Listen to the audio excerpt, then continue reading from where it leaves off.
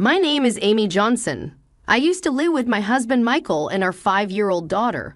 One day I decided to go to a fancy sushi restaurant with my mom, something we hadn't done in a while. That day, my daughter was having a sleepover at a friend's house.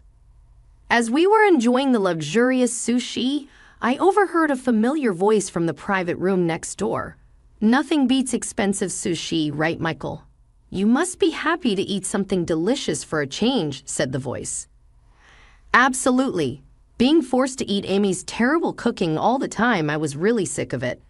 Thanks for treating me to such delicious sushi. My mom and I stopped eating and looked at each other. Peeking into the next private room, to my shock, there was my mother-in-law and husband. They were ordering only the expensive items, eating with their elbows on the table.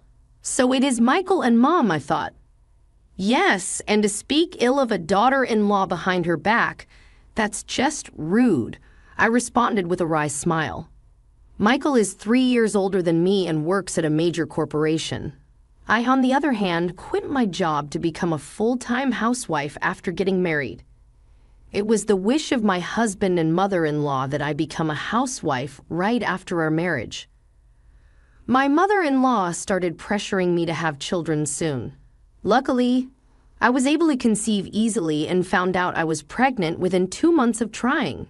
However, her attitude changed drastically when she found out it was a girl. A girl? What were you thinking? I wanted a male hair, but I can't choose the gender, and girls are cute too, right? I defended, but my husband and mother-in-law were disappointed. Girls just mean more expenses. That's no way to talk about your own child. Shut up, you're such a disappointment, I said. Michael changed soon after our marriage. He used to be manly, protective, and always led the way when we were dating. But after marriage, he became a puppet to his mother, joining her in attacking me. This behavior didn't change even after our daughter was born, only getting worse with time. Our marriage deteriorated, and Michael gradually stopped coming home. Our young daughter was worried about us, thinking I wasn't there. My mother-in-law and husband continued to badmouth me while making eating noises.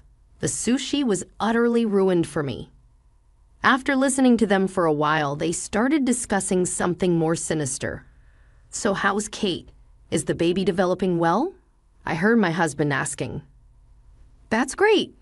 Unlike some failures, she got pregnant with a boy on her first try. Maybe it's because she's young, my mother-in-law replied. I'm looking forward to starting a new life with my young lover and the baby next year. I'm excited about the new house. I wonder how Amy would react when she finds out Michael has a son. She'll probably be so upset, but no matter what she says, I'll choose Kate, my husband added. Hearing their conversation, tears naturally started to flow from my eyes.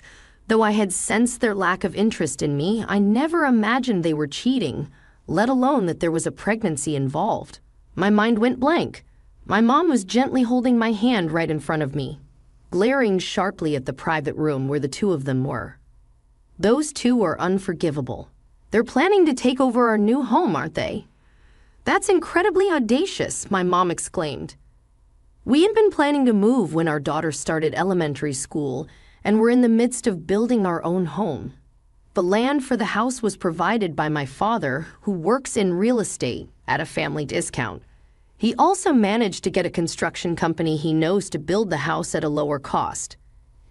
It seemed that my husband and mother-in-law intended to live in that house with his mistress. Lucky us for getting the house cheaply thanks to her father. Living in a new house with a young lover is just the ultimate happiness, isn't it? My husband said. Don't forget about me. Of course I know, Mom. I'll give you what would have been Amy's room. It's got great sunlight. You'll definitely like it. I'm looking forward to it. I can't wait to see my grandson, my mother-in-law added. A child with Kate will surely be handsome. That's right. A child of mine and Kate's will definitely have a bright future, my husband concluded. In this manner, they continued their cheerful conversation. Hearing it, I couldn't stop my tears and lost my appetite, so we decided to leave the restaurant. It turned out that my mom had recorded their conversation, perhaps as evidence. Afterward, I didn't return home but went back to my parents' house with my mom. She comforted me gently as I broke down in tears. "It must have been tough for you, Amy." "I'm sorry," I said. "Why are you apologizing, Amy?" "The ones at fault are Michael and his people who betrayed you, not you. I can't forgive them for making my precious daughter suffer," my mom reassured me. "I'm sorry, Mom. I might not be able to continue with Michael," I said in a low voice. My mom then gently stroked my head with a kind smile. "That's good. I was worried about what to do if you wanted to continue your married life with Michael. If things kept going as they are, Michael would likely initiate a divorce in a way that puts you at a disadvantage, maybe even demand alimony." "But I didn't cheat," I protested. "Now that you know you've been betrayed, you can take the initiative. Don't worry. I'm here with you," she said with a smile. My mom has always been a dependable person. She was assertive when I faced harassment at school.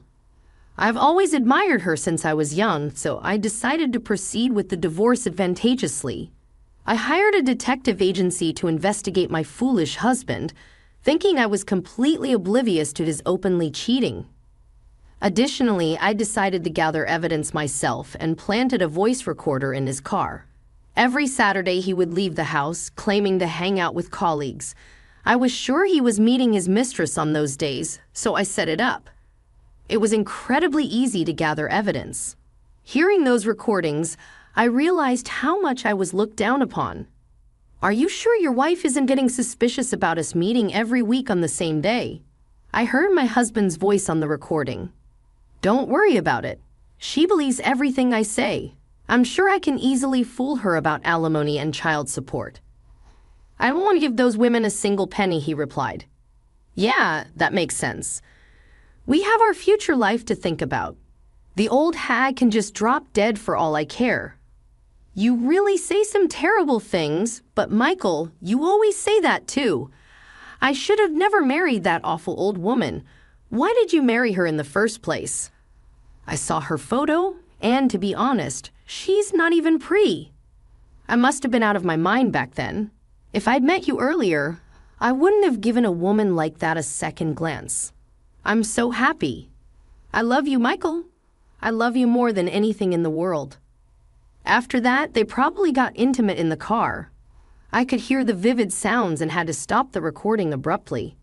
Listening to this, my sadness disappeared, replaced only by anger. They completely looked down on me, but of course I had no intention of letting them have their way.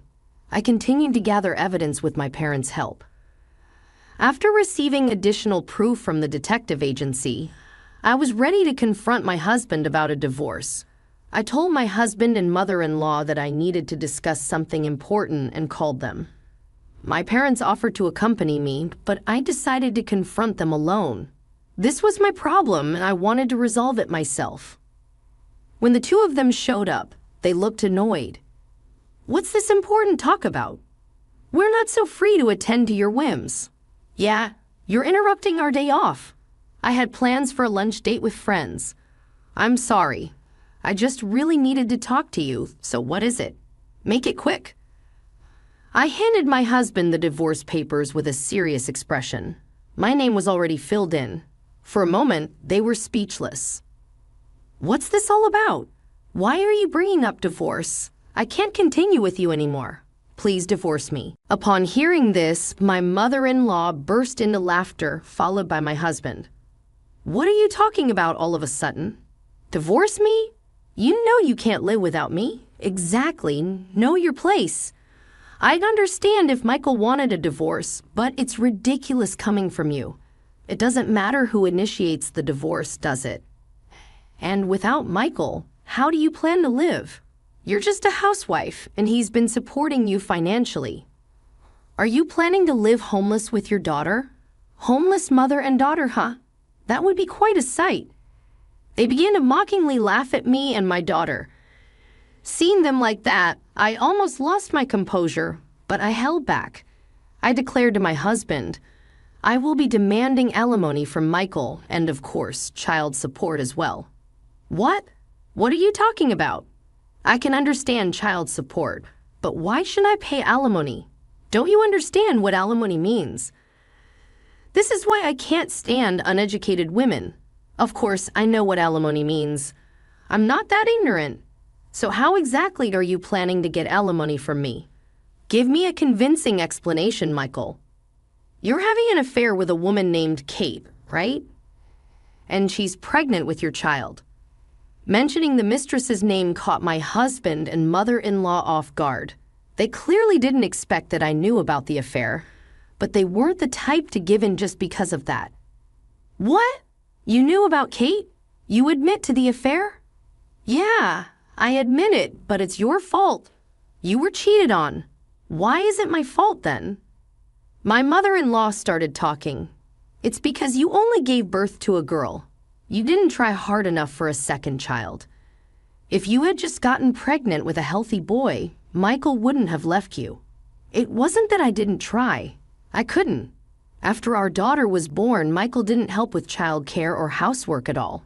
How could I even think about having another child under those circumstances, especially when it was my first time raising a child? What nonsense is this girl talking about? Child care and housework are a woman's job. You're wrong to rely on a man like Michael.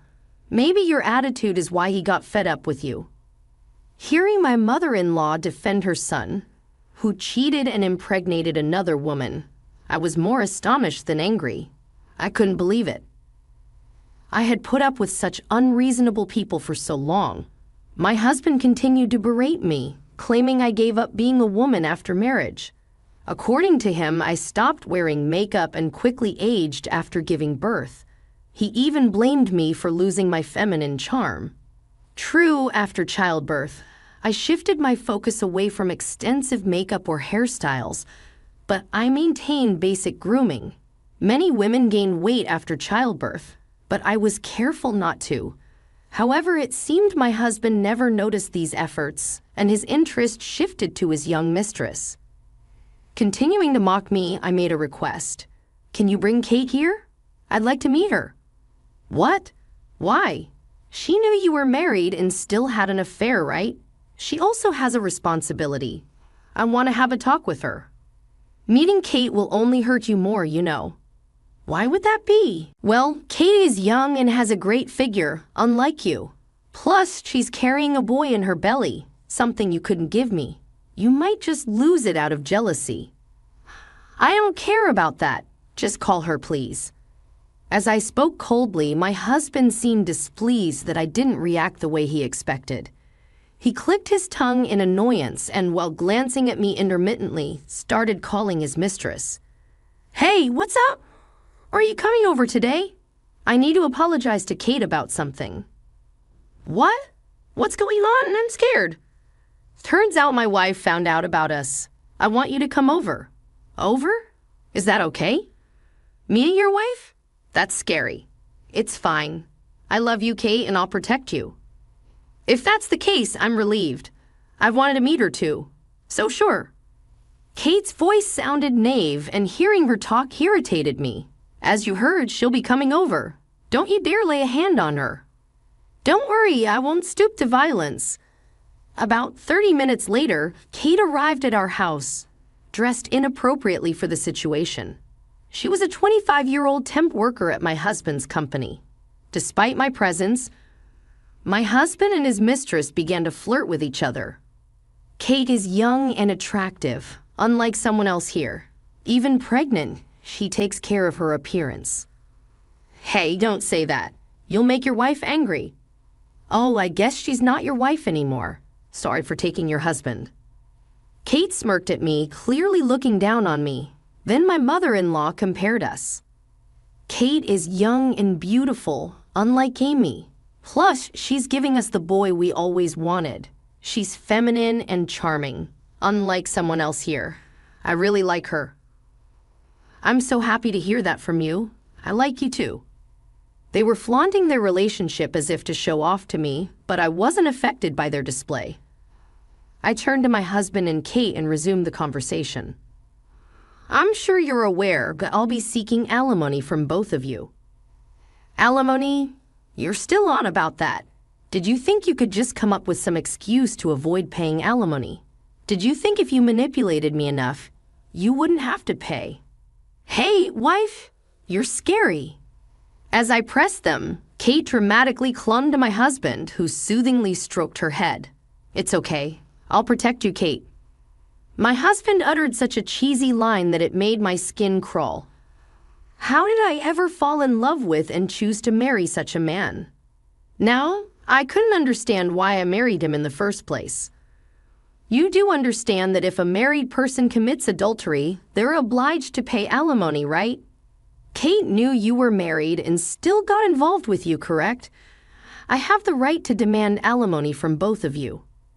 Sure, we're together, but do you have any physical evidence? You think I don't have anything? I have all the evidence I need. I laid out the investigation report from the detective agency and photos of their affair on the table. I also played the recordings from the car and the conversation my mother had recorded at the sushi restaurant. My husband and mother-in-law were speechless, their eyes wide. How about that? I can do this much. You were at the sushi restaurant? Yes, I was at the next table. I heard familiar voices and was surprised to see you and your mother there, talking so loudly in the restaurant.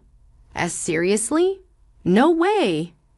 My husband seemed visibly shaken by this revelation. My mother-in-law, too, was speechless, probably trying to think of a way to escape paying alimony. Then Kate spoke up, seemingly oblivious to the seriousness of the situation. Even if we have to pay alimony, we have the new house, so it's no big deal. If we run out of money, we can just sell the house. It's quite a mansion, after all. It should sell for a good price. Her smug attitude was more irritating than infuriating. I decided to enlighten her about a certain truth. You seem to be making plans for that house, but I won't let you have it. What are you talking about? My husband retorted. I'm the one who paid for that house, didn't I? You didn't pay anything, and now you want to take over. Have you forgotten under whose name that house was built? My husband uttered, his face turning pale as he remembered the truth about the house's ownership.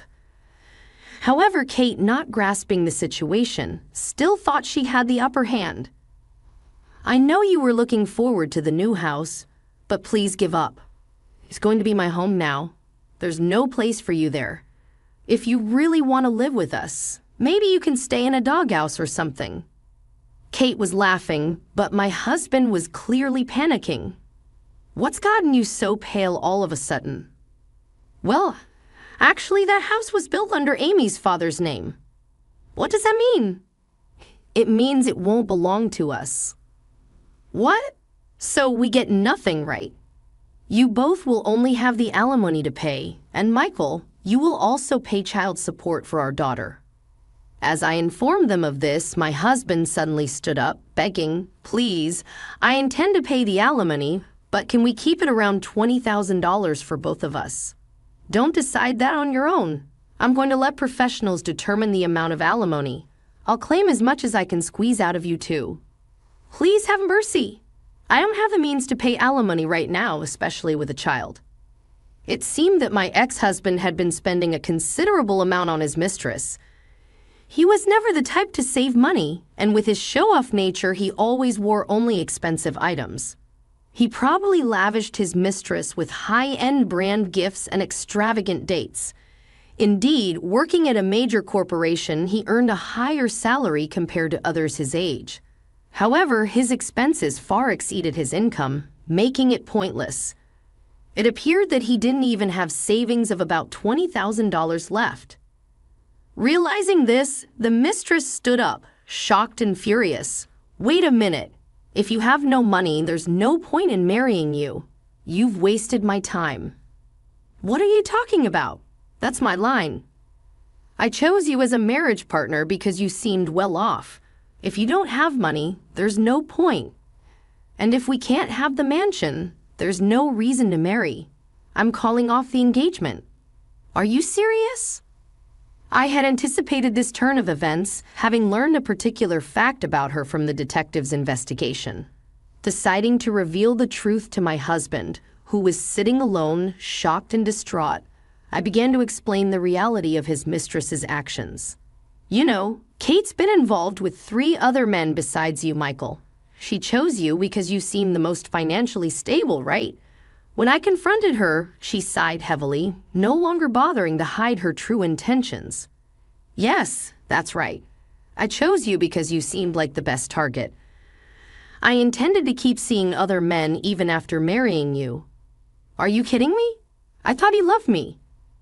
I did like your lavish lifestyle, but let's face it, you're a 38-year-old man and you have a strong old man smell. You're not exactly the handsome older man type. I never saw you as a man in that way, but when I showed a bit of interest, you fell for it so easily. I figured I might as well take advantage of you. What is that supposed to mean? Hearing her true nature, my husband looked utterly betrayed, tears streaming down his face. Then my mother-in-law spoke up. But the child in your belly is Michael's, right? You'll give us the son, won't you? Honestly, I'm not sure if the child is Michael's. My intuition tells me it's more likely to be Kyle's child. But of course, we won't know for sure until we check. Is that true? Well, I have nothing more to say, so I'll be leaving now. With that, the mistress abruptly ended the conversation and left the house. My husband remained crying with his head in his hands. After he stopped crying with red eyes, he turned to me and appealed. I was deceived by her. Can we just forget about the divorce? I promise I won't betray you again. Now you say this? You never cared about me or even looked at our daughter. What are you talking about? I'll take care of both of you from now on. You're just scared of being alone. Sorry, but I have no intention of remarrying you. After hearing your conversation at the sushi restaurant, I was completely disillusioned with both of you. I had my doubts about you for a long time. As I firmly rejected him, he started crying again. His emotions seemed out of control after being discarded by his mistress. Then my mother-in-law interjected. He's willing to try again. Just go along with it. You're better off with Michael's income, aren't you? If you divorce now, remarrying will be difficult. Just drop this divorce nonsense. You both betrayed me first. I'm fed up with a cheating husband and a malicious mother-in-law. I'm tired of dealing with you too. Let's handle the rest through lawyers. I'm going back to my parents' house. Just wait a minute. My mother-in-law called out, but I shook off her hand and left the house. Wait, I want to live with you and our daughter, my husband pleaded, grabbing my leg, his face tear-streaked and distraught. I couldn't bear to look at his pitiful state. Goodbye. Enjoy your time with your mother, I said, and left the house I had lived in for so long. With the help of a lawyer, the divorce was finalized.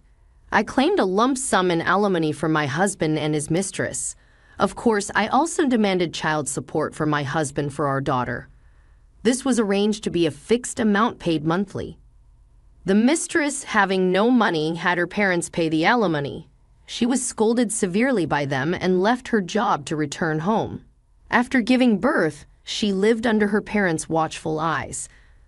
Though she was as she was, her parents seemed decent. Knowing the child wasn't suffering brought me relief. My ex-husband continued to work, unable to quit due to his debts from the alimony payments. His affair with the temp worker naturally became known at work, leading to him being regarded coldly by his colleagues. He started making frequent mistakes at work, and as a result, his salary was nearly reduced by about $1,800. Moreover, for some reason, he blamed my mother-in-law for our divorce and severed ties with her. Since my mother-in-law had been receiving about $1,800 in support from my ex-husband each month, she faced financial difficulties once this support stopped. She had to start working part-time as her pension wasn't enough. As for me, I moved into the newly completed house with my parents. My daughter was overjoyed to live with her beloved grandparents. While raising my daughter, I began helping with my father's business. Now I am living a stress-free and happy life. In the future, I hope to continue enjoying peaceful and bright days with my loving parents and daughter.